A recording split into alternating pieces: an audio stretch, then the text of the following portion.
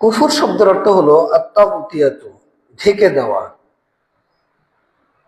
এটা হলো জিদ্দুল ঈমান, ঈমানের বিপরীত।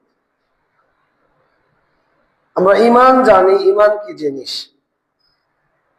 ঈমানের বিপরীত যে বিষয়টা, সেটা হলো কুফর। সেটা কি?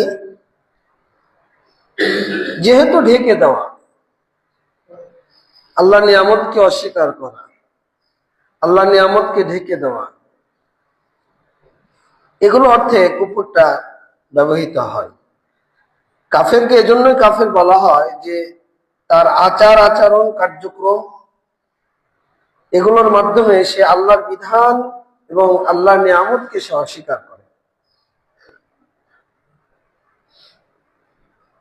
কুফর হলো আল্লাহর একত্ব, রিসালাত এবং শরীয়ত, এই তিনটাকে অস্বীকার করা।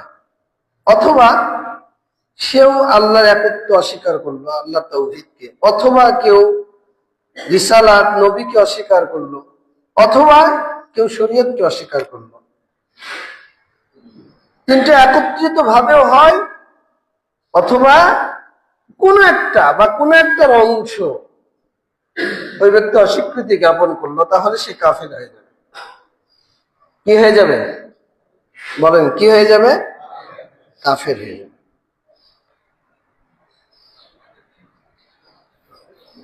যা ব্যতীত ইসলাম পূর্ণতা পায় না তা অস্বীকার করে, বা যাতে ইসলামের পূর্ণতা অস্বীকার করা হয়, সেটাই কুফর। ইসলামের যে কোনো একটা অংশকে, যে কোনো একটা শাখা প্রশাখাকে, যেটা ছাড়া ইসলাম অপূর্ণ, ইসলাম পূর্ণাঙ্গ একটা জীবন ব্যবস্থা, আপনি যদি সেই সামান্য জিনিসকেও অস্বীকৃতি জ্ঞাপন করেন, তাহলে সেটাই কুফর। আর যে ব্যক্তি এটা করবে, ওই ব্যক্তি কি? ওই ব্যক্তি কি? কাফের। এই জন্য ইবনে তাইমিয়া রাহিমাহুল্লাহ তিনি কুফরের পরিচয় প্রদান করতে গিয়ে বলছেন, আদমুল ঈমান বিল্লাহি ওয়া রাসূলিহি সাওয়াউন কানা মাহু তাকযীবুন আও লাম ইয়াকুন মাহু তাকযীবুন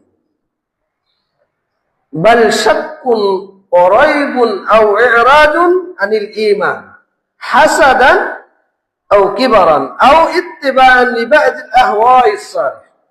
তিনি বলছেন যে মিথ্যা যুক্ত হোক আর না হোক, নিছক সন্দেহ সংশয়, শাক্কুন ও রাইব, সন্দেহ